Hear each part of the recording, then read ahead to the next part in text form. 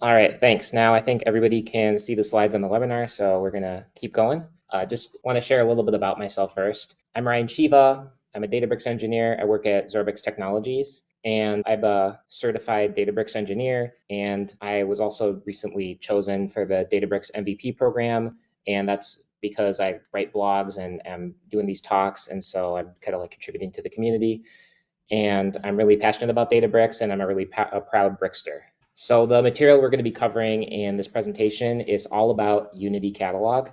And in case you didn't know, Unity Catalog is the unified governance solution on Databricks. It's a way to manage your data and AI assets in the platform. And so I'm going to be discussing several key features of Unity Catalog, including centralized access control, auditing, lineage, and data discovery. And I'm going to highlight an exciting new announcement, which is that Unity Catalog was recently open sourced, and they call that Unity Catalog OSS. So I'm going to go into some detail pretty much about how Unity Catalog can provide security across all the workspaces in your account. But I'm also going to include different live demos so you can see how the features apply in real world scenarios. So here's the agenda. We're going to cover Unity Catalog and cloud providers, which is AWS, GCP, Azure. We're going to show you how to register your data in Databricks and Unity Catalog, how to discover your data with search and lineage, how to secure your data. We'll show you a little bit about open data sharing and how you can audit your data on Databricks. And at the end, we'll have some time for questions. I just want to say, if you have questions, feel free to stop me at any time and I can clarify. And before we get started with the Unity Catalog stuff, I just quickly want to tell you a little bit about Databricks Community. So this is Databricks' own online forum. It's a place where you can ask questions and find out more about Databricks products, learning paths, trainings, certifications. There's groups you can join. So like for instance, there's regional groups for Databricks. There's the Wisconsin Databricks group, which some people registered for this event in the Wisconsin group and Databricks community. It gives you access to other Databricks users so you can ask questions and discuss basically. If you're writing some blogs about Databricks, then you could post them and expand your reach. And you could post your LinkedIn profile, and that can help you expand your following. So it's a really good place to have discussions, show off your Databricks credentials. So I definitely encourage you to take advantage of that knowledge and community. You can access it at community.databricks.com. And on the next slide, I'm going to show you there's a QR code. So if you want to get on Databricks community and create an account, pretty much you just can log in or register using that link. So I'll give you a second if you want to scan that. And on the next slide, I've got a few more QR codes. So these are for regional group pages. The first one here on the left, it's the Wisconsin User Group on Databricks community. So that's that Wisconsin group I was telling you about. And then secondly, we actually have a community website provided by Xorbix. So if you want to join the Wisconsin User Group for Xorbix specifically, you should scan the QR code on the right, and then you'll get notified and updated when we're having different events. So I'll give you a chance to scan that. So now I'm going to get into the Unity Catalog stuff. This, again, it's the unified security and governance feature on Databricks. And I'm going to try to make this more of like a technical deep dive, but also kind of cover every aspect of Unity Catalog. And I'm going to also introduce these concepts. So in case you're new with Unity Catalog, you should be able to follow along. And like I said before, just if you got any questions, put your hand up, stop me. And we'll also be answering questions that you're posting in the webinar. I do want to talk a little bit about open sourcing of Unity Catalog. So Unity Catalog was open sourced just this summer at the Data AI Summit. It was announced, and it's a really exciting development because basically it opens up Databricks to more innovation from the open source community. It makes it easier for companies and other platforms to connect and integrate to Databricks. So it really kind of highlights Databricks' commitment to being an open platform where you can own your own data, and now we've got open governance. So actually, one of the most important features about Unity Catalog is the ability to unify data, even from different environments and sources. And so pretty much any data that you have in Databricks can be governed by Unity Catalog, and it can govern data on other cloud platforms. So like Snowflake, BigQuery, Redshift, MySQL, Azure Synapse, all of these can be governed by the same unified governance feature. And there's a feature I'm going to show you guys a little bit later. It's called Lakehouse Federation. And what this does for you is you can access external data sources within Databricks, and it basically can be controlled and governed just like you would with data natively in Databricks. It'll just appear like another catalog, except you call it a foreign catalog. So pretty much all the objects which are in the Lakehouse and Databricks, which includes tables, views, etc., they've got metadata. That could be like table descriptions, column descriptions, and the data contained in Unity Catalog. It's really critical to power their AI features. So like what they call this is Databricks IQ. That's just a term for the intelligent AI features on Databricks. Like one example would be Genie spaces. I will show you guys that briefly. We did kind of show that in the last meeting, so I'm not going to get too in depth on Genie. But for those of you that don't know, Genie is a tool that you can use to ask questions in English about your data, and it will generate SQL for you, and it can even generate visualizations based on your data. So it's a quick way to get insights, and you don't have to know how to code in order to use it. So I want to talk about something that's called the spectrum of organizational governance. So the way you could think about this is there's a spectrum of different approaches that you can take to governance. On one hand, you have the more centralized approach, and you could think of that as just like one centralized team, which is responsible for both creating the data assets and also governing and managing the assets. And then on the other hand, on the right, you've got more of the distributed approach. And with the distributed approach, that would be you've got different domain experts. You could call those like your different business units, for instance. They would be the ones that actually are creating the assets that are specific to their domain, and then they manage the entitlements. There's not really a right or wrong to this. A lot of organizations will wind up kind of in the middle of the spectrum where some things more centralized, some things more distributed. However, in Databricks, no matter what your approach, Unity Catalog can support your company's policy. So the main thing to know is how do you leverage Unity Catalog to get where you want to be with governance. So now I'm going to start by talking about how Unity Catalog could work with each of the cloud providers. That's AWS, GCP, and Azure. And the main questions to address is one, where does Unity Catalog fit within my cloud deployment? And then two, how should you think about the user roles that are interacting with Unity Catalog? So when you first start on Databricks, you'll create an account, and that's just a single Databricks account. It's owned by your organization, and you interface with that in the Databricks account console. And now within a single Databricks account, you can deploy multiple Databricks workspaces. And so with AWS in particular, you could have one Databricks account for an organization, and then you might have multiple AWS accounts. And that could be like either different accounts for dev and production, or it could be different accounts for different business units.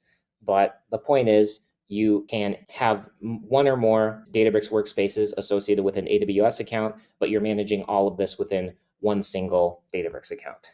So next I'm going to cover Azure, and it's really a similar case with Azure, except instead you've got a single AAD tenant, which stands for Azure Active Directory tenant for an organization. And then that tenant could have one or more Azure subscriptions. And now you could have one or more Databricks workspaces for an Azure subscription, but managing all that within a single Databricks account. And now finally with GCP, similar again, you could have one GCP organization, and then an organization could have multiple projects, and then more than one Databricks workspace for a project. So here, this kind of shows you the hierarchy, where at the top you've got your Databricks account. And one thing to note is that Unity Catalog lives at the account level in Databricks. And so that's because Unity Catalog is governing all of the objects in your entire account. That includes multiple workspaces. So what you would do is you would first create a metastore. And one thing to note is the metastore would be specific to a particular region. So if you've got different workspaces with different regions, like you've got a workspace in US East 1, workspace in US West 2, you'd need multiple metastores for that. And the reason for that is because this metastore has got like a physical implementation component. And so to have like the best latency and cost, you'd want to have different metastores for different locations. And now within the metastore, this is where all of your objects are actually going to be registered. So the kind of the top level unit inside of a metastore would be a catalog. And you could kind of think of a catalog as analogous to an AWS account or an Azure subscription or a GCP project. But now, one thing to note is that these do not have to be one-to-one. You can actually have an unlimited number of catalogs in a Databricks workspace. So if you wanted, you could choose to divide these up by business unit or project, however you want. It's really up to you. And now the important thing to understand about catalogs is that catalogs will have a storage location. And this storage location would correlate to cloud object storage. Now with AWS, this could be like an S3 bucket. And so this is where the actual data in your catalog is going to be stored. So for a storage location, you would create a credential, and this is a secureable object in Unity Catalog. And so this could be like an IAM role in AWS, or it could be a managed identity in Azure, or a service account in GCP. But this is how you're connecting the catalog to that storage location. So this diagram here just kind of shows a hierarchy of the roles within Unity Catalog. Roles are how you're controlling access to your data and other objects. So first we have the top level role. This would be the account admin. And the account admin is the most privileged role in Databricks. And since Unity Catalog is a service on the account level, you'd require an account admin for enabling Unity Catalog. And the account admin is also needed for like creating the metastore, creating credentials, managing identities. It's a very privileged role. And so you really need to be careful about who's being assigned that role. A good practice would be assigning it to a group, sort of like a central admin or governance team that would have the responsibility of sort of managing your entire account. And just to note, so you could have multiple workspaces within an account, in a Databricks account, and the account admin would be able to manage all of those workspaces. Now there's additional admin roles in Databricks, and these are a little bit more specific and narrow in scope. You have the workspace admin, you've got the Unity, the metastore admin, and you would have the marketplace admin. So firstly, the workspace admin, they control everything that happens in a workspace. So this could be enabling workspace features, you could be allowing access to compute, changing job ownership, etc. And this could be managed by, like, say, an IT platform, a DevOps team.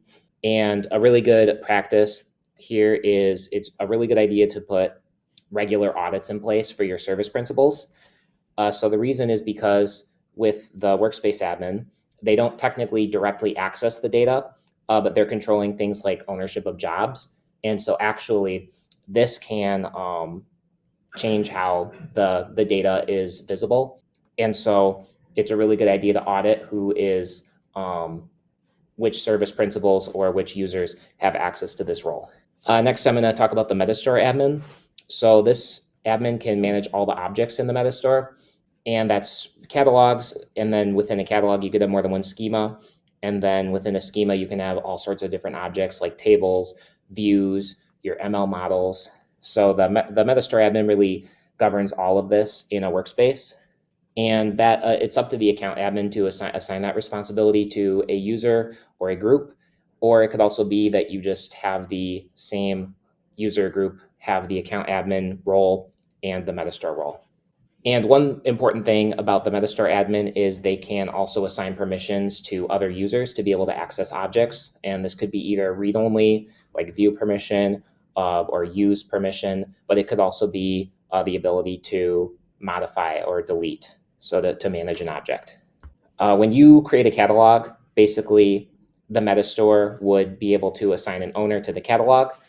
And then a very important thing to understand about permissions in Unity Catalog is that they cascade down. So a catalog owner would be able to manage all the schemas and then everything within those schemas, but a schema owner would only be able to manage that schema and then objects within the schema. So here's kind of where the flexibility of Unity Catalog comes into play, like with that centralized versus distributed governance concept from earlier. So you can decide some of your catalogs, I want to delegate the responsibility out to another business unit, another group or role. However, other catalogs would be just centrally managed by the metastore admin. So it's really up to you how you want to break that up. And then lastly, we have the marketplace admin, and this role is for managing listings in the Databricks marketplace. In case you've never heard of that, The Databricks Marketplace is where you can make data available to the public. If you've got a data set and you want to share it with the public, you can post it, and other users would really easily be able to pull that data into their own workspace. But it's not just data. You can also make models available and solution accelerators, which is like notebooks containing code that helps you get really started quickly on a common use case in Databricks. So next, this visualization here, I'm going to tie the roles, the Unity catalog roles, back to that spectrum of organizational governance. And that's kind of the concept I was talking about, where you could have one catalog, which is managed by a catalog admin. And this would be more of a distributed approach where you're delegating this responsibility. But then the other catalog here would just be managed by the Metastore admin because you haven't assigned a catalog owner. I just want to mention briefly, so over on the right side of this diagram, we've got storage credentials, shares, and external locations. So these are other securable objects in Unity Catalog, and you'll see in the UI, it's actually a very similar way to manage access to those as with, say, a table. You can assign the same sort of permissions, and that makes them secure as well. They got the same permission scopes as tables. I want to highlight a couple of best practices here. So first of all, it's a very good idea to assign these roles to groups rather than individuals. So obviously, like if you have a single individual that is like your only account admin and then they leave and you don't have access to their account anymore, that could be a problem. So it's a good idea to give this role to a group and then add and remove users and service principals as necessary to manage those permissions. The other thing, align role assignment with your approach to organizational governance. That's just another way of saying know when you want to delegate the permissions to other people versus when you want to manage things more centrally. So next I want to get into how can you actually register data with Unity Catalog. So what we're going to cover here is what objects can be secured with Unity Catalog, and then also what permissions do you need to configure the secureable objects. And then lastly, what's the best way to organize data in AI assets? This could be tables, your files, your models, your views, etc. So this diagram here, what you're looking at, it's a very high level view of everything the Metastore could contain. So like we've said, you could have one or more catalogs within the Metastore. Then within a single catalog, you could have one or more schemas. And then you could have a variety of objects contained within these schemas. First, you've got a volume. A volume is just a storage location that can store any kind of file. So that could be like landing files from Cloud Object Storage. That could be pictures, videos. It can handle any file format, essentially. Your models or your functions, this is the AI objects in Databricks. So if you train an ML model, you could store it in a schema. And then also your tables and views that could be managed or external, which is just, do you want the table to be stored in Databricks and have Databricks manage the storage location for you, or do you want to specify an external location for your table? Okay. Next, we're going to talk about some of the data assets which are available in Unity Catalog. So first, we've got the storage credential. So I think I've already kind of talked about this, but before you can actually read data into Databricks, you want to set up a storage credential. And so this is another secureable object, and you can create this to contain your cloud credentials, and that's to access your cloud object storage. And the next thing would be you could set up an external location, and you'd use that storage credential that you created, and you can create an external location object, and it combines your storage, your external location, storage path, and your storage credential. So this is giving you authentication to access that location and then specifying where the file should be stored. So you can pretty much just think of it as a reference point to point to your cloud object storage. All right.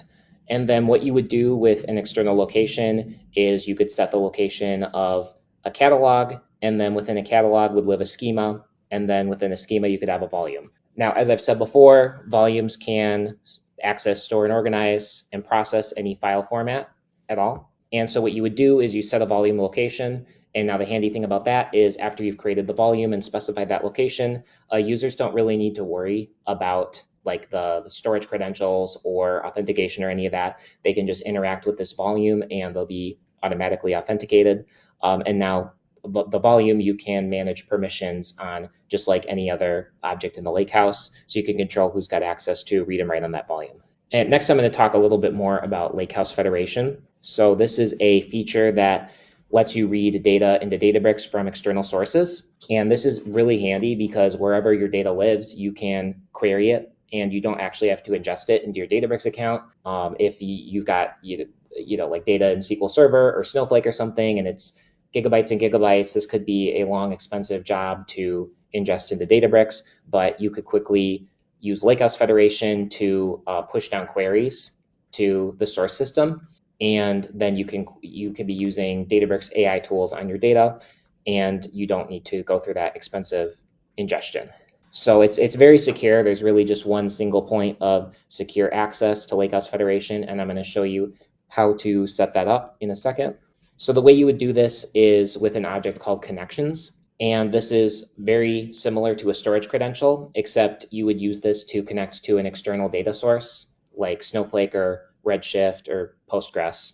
So you basically define a path and define your credentials to connect to the external database, and then you can use this to read data into Databricks. And once you have created a connection object, then what you can do with that is create what's called a foreign catalog. A foreign catalog is basically a read-only mirror of a database from an external system, and it looks and behaves just like a standard catalog, which would be native in your Databricks account, except the difference is you're not ingesting the data, you're reading it externally. But this is registered in Unity Catalog. You can assign the same roles, manage the access in the same way with Unity Catalog.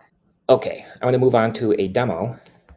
I am going to enter a Databricks workspace, which I set up for this demo. And I just want to mention briefly, the workspace that you're seeing isn't exactly a standard workspace. So what I showed you before is you can set up a Databricks account with either AWS, Azure, or GCP, and it's your cloud provider which is providing, say, the compute resources, the storage location for Databricks. And that requires that you either create or you already have a cloud vendor account and that you're able to access this and go through a setup process to connect it to Databricks. But sometimes you might not want to create that account or you might not have access. So it can be a little bit of a process to get set up. Databricks recently created a new feature, which they're calling Test Drive, and they kind of premiered this at the Data AI Summit this summer. So what this allows you to do is create a workspace in Databricks, and you don't need to bring your cloud vendor account. Databricks actually manages all the storage and compute for you. The compute in a test drive account is entirely serverless, but it's pretty much like in a couple of minutes you can be set up and running with Databricks, and then it's really easy to, say, set up with Lakehouse Federation a connection to your external database, or you can read data in from the Databricks marketplace and start playing around with the AI features in just a few minutes. So that's what you're seeing right here is a test drive account that I'm using for the demo. And this isn't publicly available, but if you think your company might be interested in like having a demo of that, Xorbix right now is a company that's got access to that. So talk to us after, and we can talk more about that. Ryan, how many companies have access to this right now? Just one in Wisconsin. We are the only one in Wisconsin right now that has access to this feature. So in the demo, I am going to show you how to connect to SQL Server.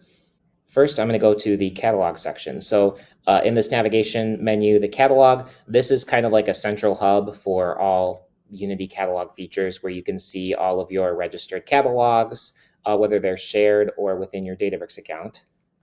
So I'm going to walk you through basically the complete process of connecting to SQL Server and then creating that foreign catalog using Lakehouse Federation so that we can read data in. So the first step is to create a connection. I'll go over here and I have the option to add a connection. I'm clicking on add a connection. Next, so I'm going to give it a name.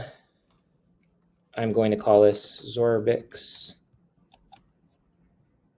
SQL Server connection. After that, you would select the connection type, and here you can see all of the different services that you can connect to for Lakehouse Federation, and I am going to pick SQL Server.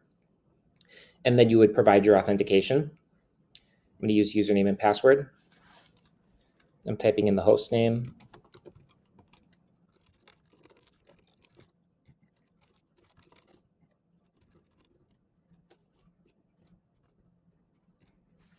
All right, I'm going to hit test connection.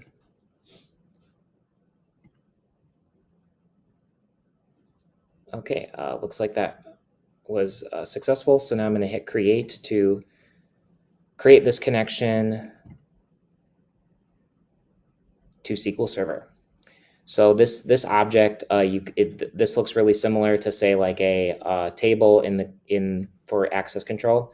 You can go over to this permissions tab, and then you've got the option to grant permissions on this connection. So I hit the grant button, and next what you could do is specify a principal. So I'll just type in an email. So if I wanted to grant a permission to this user, then I would select the user. And next, you've got a few different options. If you just want somebody to be able to use it, but not able to, say, create a foreign catalog on top of it, then you could just hit use connection. But I could also grant all privileges to give this user access to complete access to the connection. Okay, and I'll hit grant. And now you can see that here's the privilege that was assigned, here's the user, and the object. One thing to note about connections is this is probably an object that you want to carefully restrict access to, because somebody with access to this could potentially access all of the data in your external database. So be very careful with this one. All right. Now that we've created a connection, the next step would be to create a catalog, which you could do on this button. I'll also show you how to do that back in the Catalog Explorer. So I'm going to Catalog Explorer, and then add data, and then add a catalog. So I will give this a name. So this is bike sales data, so I'm calling it BikeWorks, the name of the company, foreign catalog. And then I'm going to specify the type of the catalog. Now we want to select foreign here because we are connecting to the external database. And next I'll select the connection that I just created, Xorbix SQL Server connection. And now you specify the database name. And this is actually the database from the source system. So the name is BikeWorks Company. And I can hit test connection just to see if that worked. And it looks like it's been established, so I am going to go ahead and create the foreign catalog. If you wanted, you could go ahead and configure permission settings, or I'm just going to hit view catalog right now. So this is a view of the foreign catalog I just created.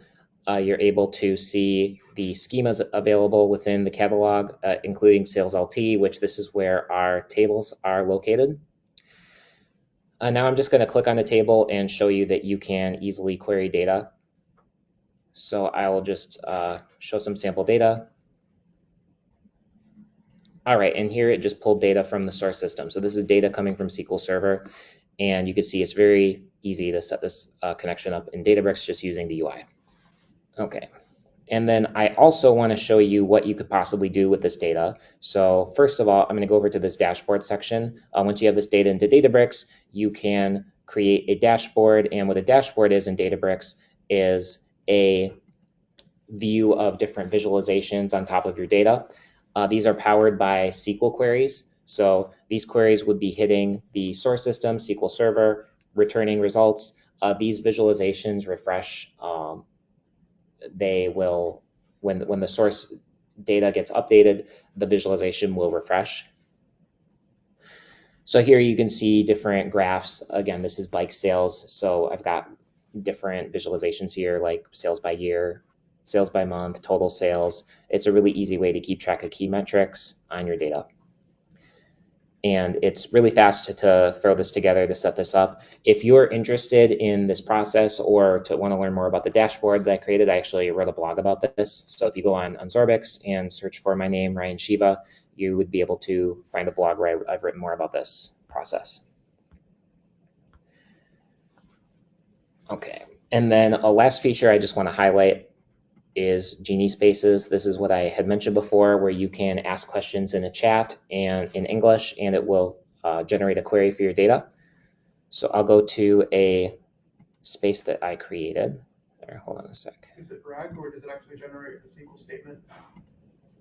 It's not RAG.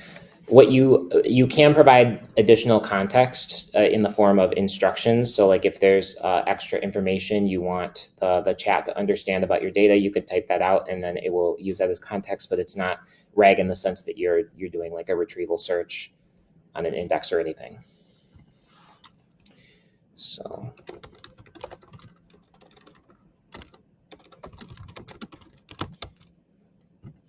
you could give it a little description of bike sales data.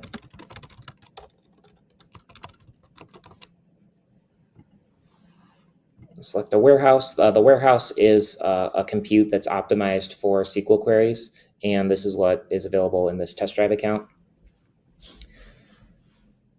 And then you can choose which tables to add. So I'm going to go to this foreign catalog that we just created, and I will choose from sales LT schema, all the sales data.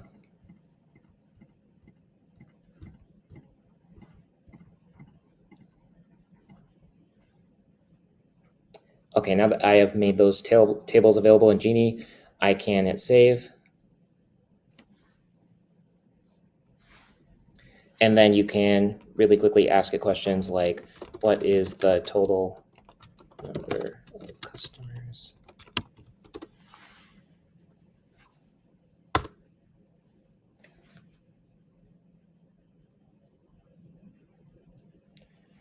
Now it's generating that SQL query. It's going to run that query on the source system and it will return a result. And now here's the aggregation, total customers.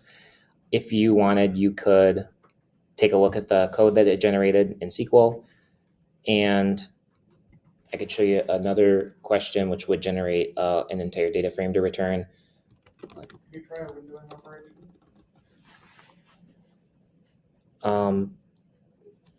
What kind of question? So the question is, could I try a windowing operation and see, because you're interested in the performance, or? No, more like if Genie could generate a window SQL. So I'd have to ask it a question in English that would generate SQL code that would generate a window. So do you have any ideas? Like I'd be willing to ask it a sample question. What's the data set on? It's on bike sales. So this could be customers, products, units, things like that. Could you rank the top 3 selling products from year over year every January?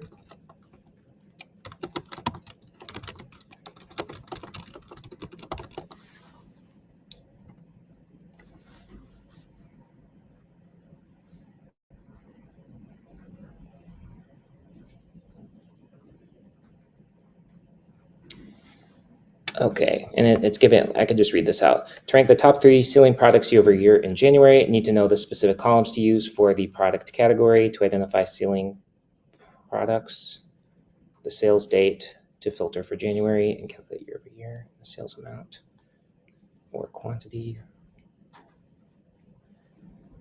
Yeah, it looks like it's having a little bit of trouble with that. Yeah, I don't know off the top of my head. I don't know if it can generate that in Genie, but this is something that, like I've shown you, it's really easy to set this up and play around with this in Databricks. So I definitely encourage you all to experiment, and because I'm still learning new things about the capabilities as I continue to use this kind of new tool.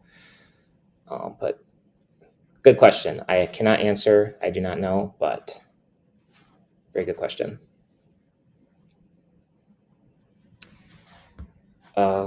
I'm gonna just show you kind of a basic question just to highlight how it would look if you returned an entire data frame of data. So if you wanted to know what is the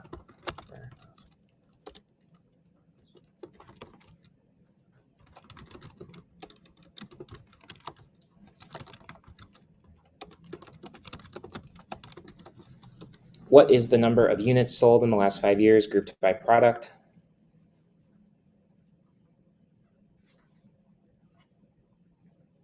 Okay, it's asking me Schema for the relevant tables, which is product has not been provided with column details. Okay, I just want to show you guys real quick a feature of Genie that you can do. Hold on a sec. Or not Genie. Something that you could use to prepare Genie. I'll just show you on Bikeworks catalog. So it is complaining because there is not enough metadata on the columns. So this is something that I was going to show you guys a little bit later, but I can show you now. So like I was mentioning in Unity Catalog, you can add table and column descriptions to your table. And I'm going to go in and do that for this sales data. And one very useful tool in Genie, I'm going to go to the product table, is it's got the ability to generate comments and using AI. So here we've got a comment that was just generated on the product table. Since these tables are stored in Unity Catalog, it understands the context of your data, in relation to the other tables in the schema and the column names and all that. So you're actually able to add column names very easily. Yeah, I was going to say, if the data existed to maybe rank based off of model and customer satisfaction, then it would probably be able to generate that, an answer based on that, right? Mm-hmm. Yeah. And then you're able to AI generate comments on each of these columns as well. So you could just go through and look through all of these and make sure that they're plausible for your business context. I've had it have times where the column name is not descriptive enough and it does not understand what the data is, and then it generates an inaccurate description. But since this is a sample data set, it has very well labeled columns and it's understanding what the intention is for each of these. So I'm just accepting some column descriptions.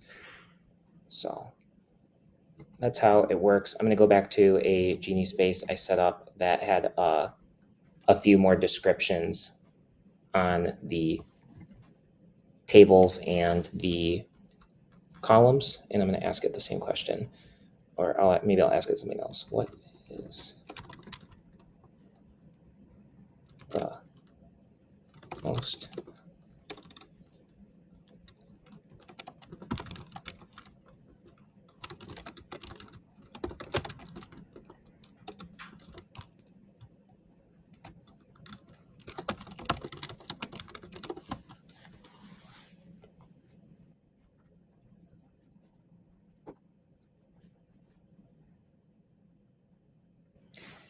All right, so here's how it looks when it returns a set of data. So what I asked it to return is, could you give me the most popular product? And then I gave it a little more context that I want the total number of units sold to be the highest, and for each product category. So there's different product categories, and then within that, it's returning the most popular product and then the total number of units.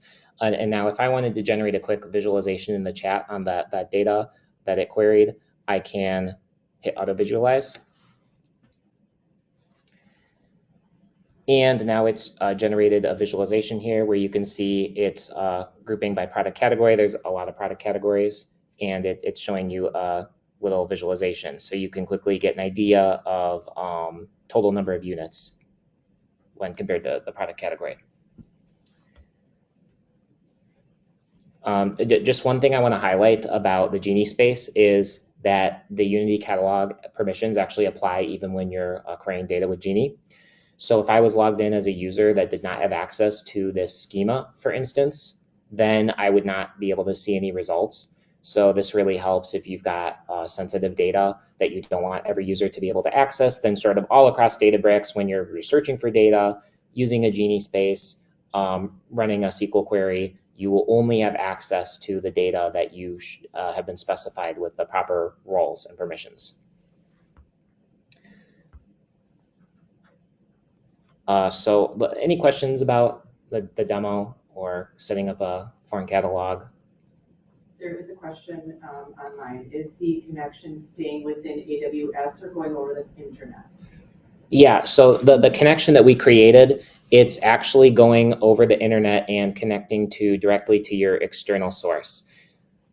So I just want to distinguish between the connection object, which is registered in Unity Catalog. So the connection object is stored in your Metastore, which is then stored in your AWS account. So that is just storing the string, the actual connection credentials.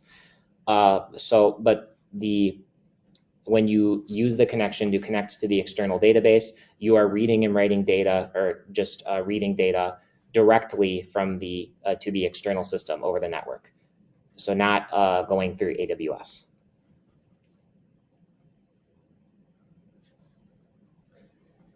Any more questions? Not on mine, no.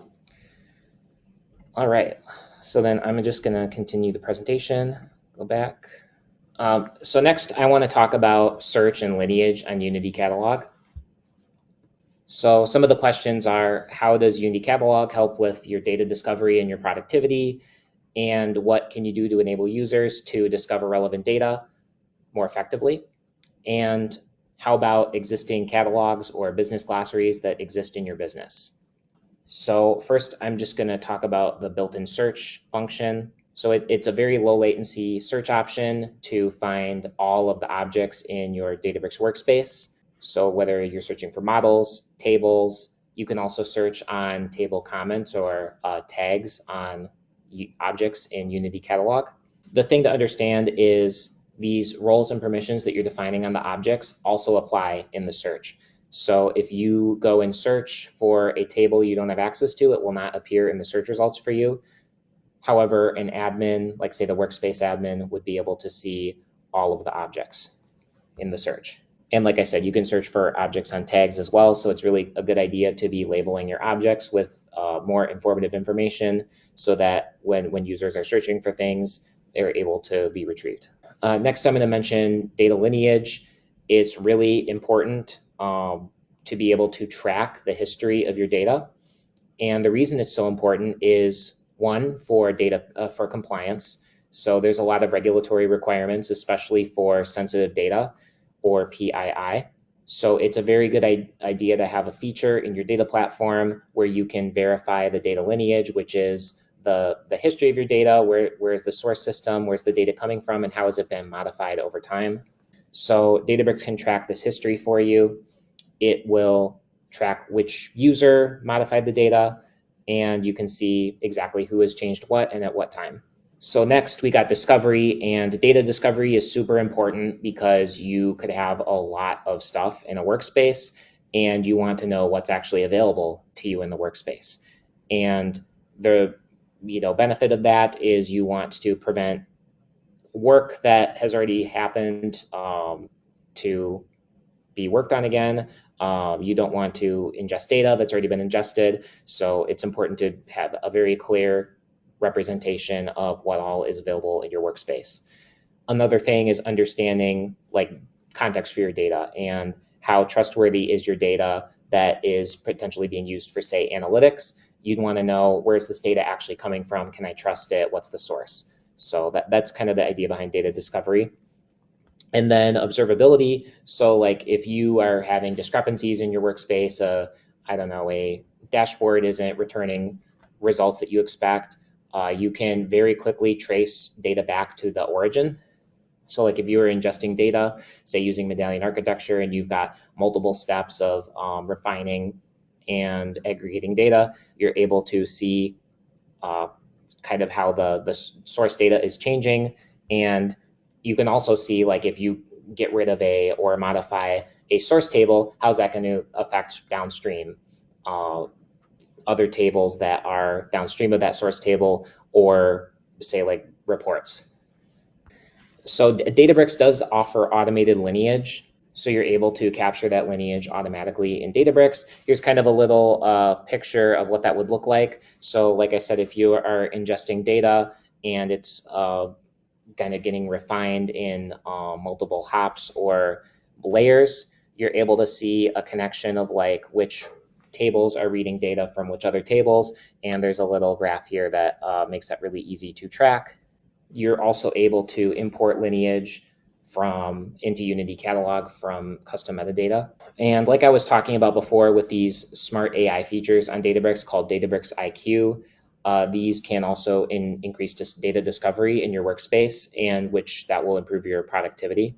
And kind of the two key examples of that would be Databricks Assistant. I don't think I mentioned that yet, but Databricks Assistant is this feature in the workspace. If you are editing code or have either you run into an issue or you want to query a chatbot about your data, you can ask the Databricks Assistant, and it understands, it has the context of your Databricks workspace, your code in your notebook, for instance, and it can give you intelligent results. I don't know if anybody has been editing code in a Databricks notebook and they hit an error and then they hit diagnose error, and then the assistant can figure out the problem for you in a second. It's really handy and slick. So that's all just built right into the platform. The other tool would be Genie, which you've already seen. A super quick, convenient way to gain insight on data set that you might not be familiar with and generate insights. Next, I'm going to talk about how can you secure your data in Unity Catalog. So firstly, you might want to know how can you actually manage permissions in Unity Catalog on your data assets, and then also how can you apply fine-grained permissions, like we've seen how to set a role on a catalog, for instance, but how do you say like mask an individual column or a row with row level filtering, column level masking. So first I'm going to show you how you can actually grant and manage your access permissions. And we've already seen that a little bit with the connection that we set up, but there's two ways to do this in Databricks. The first would be through a SQL query. So you've got the syntax grant, then the name of the privilege on the securable type, securable name to the principal, user or a group, or a service principal. So an example of that would be grant select on IoT.events to engineers. So you are granting the engineers group the ability to select data from the events table. And then, like I said, there's a UI where you can do this too. You can check individual privileges that you want to assign to users and groups. Now I'm going to tell you a little bit about row level security and column level masking, which is a very fine-grained way to control access to data within your tables and views. And this can also work on foreign tables, so that the external tables that we read in from SQL Server, you could apply these same masks and filters. So the way this works for rows, you have the option to say restrict access to specific rows to specific users or groups. And the way you would do that is by creating a function and then setting that as a filter on the table. So in this example to the left, basically what it's doing is you've got a group called admin, and it's creating a function called usFilter. It's going to check if the user is a member of the admin group, and if it is, you will not be restricted. You'll be able to see all the data in the table. But if you are not a member of that group, then you will only be able to see result rows where the region is equal to US. So you'll not be able to see data from other countries. And this alter table statement is simply applying the filter to that table. And next we got the ability to mask sensitive columns. So for example, if you have columns that can in a table that contain PII, like a social security number, this is a really handy way to prevent that data from being seen unless you've got access to view it. So here we're checking to see if the user is a member of the admin group, and then you'll see the SSN. Otherwise, when you query that table, you will just see asterisks for all the cells in the SSN column. Now, this makes it really easy to reuse your code. You don't need to, it could be the same code for every user. And simply by tuning these permissions, controlling which users, service principals, and groups have which permissions on your objects in the Lakehouse, you can very finely control your access to individual rows and columns. And I'll just briefly mention that you can automate the management of Unity Catalog with Terraform. Not really going to get into that, but it's good to know if you use Terraform. And then last topic, I am just going to talk about how to audit your data on Databricks. So this section's really all about monitoring, whether that's like usage patterns, configuration changes, costs, everything that's going on in the Lakehouse. So first, the idea about Lakehouse observability. Pretty much everything that you do in Databricks, it gets processed in logs and system tables.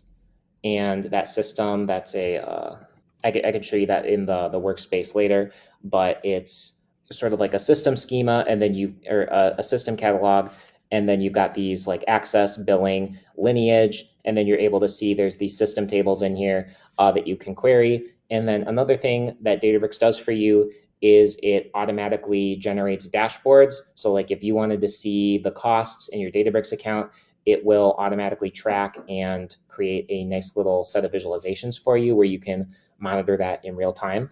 But you also have the option to build a custom dashboard on top of this system data too. So if you are looking for specific insights, you can really quickly and easily set that up as a custom dashboard.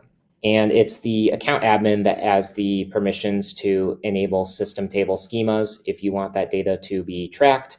And it's the Metastore admin that actually can grant access to system tables for reporting if you want a user group to be able to view and access those tables.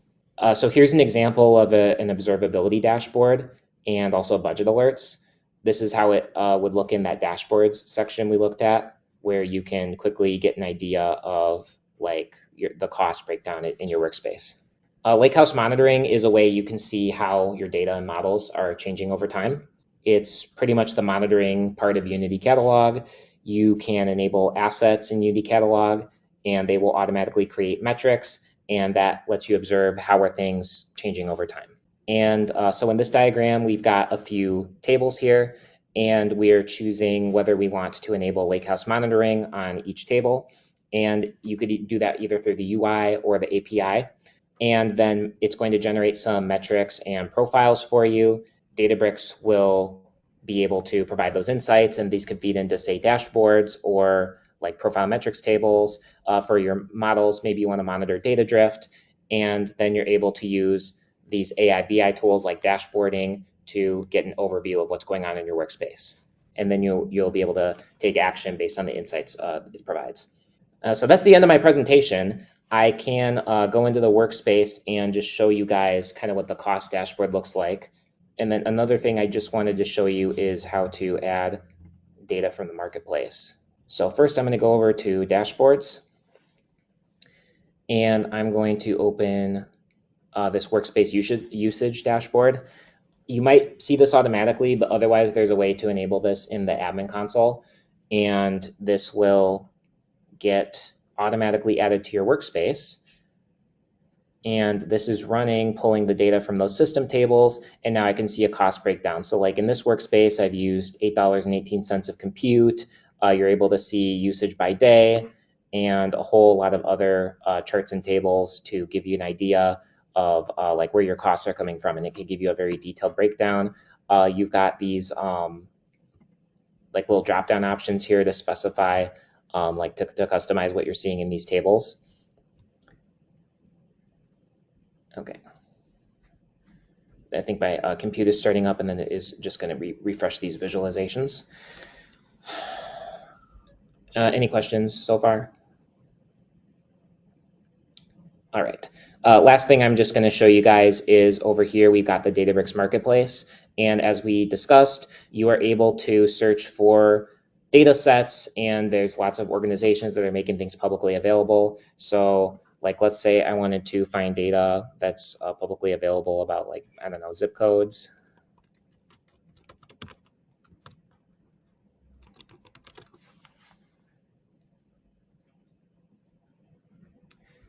Okay, so I've got US zip code metadata populations. I am going to click on that one. So here is a set of tables that can be imported into your workspace for free, or read into your workspace, not ingested. And sometimes they give you,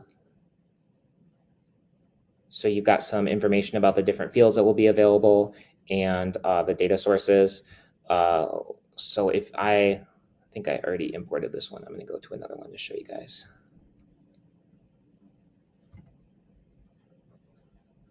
Okay, so if I wanted to get access to this, you can see it's free. You actually can make data sets available in Databricks and charge money to access them, but this one is free, so I will hit Get Instant Access. I'm able to see the tables that will be imported, or I believe these are schemas actually. I am going to click Get Instant Access.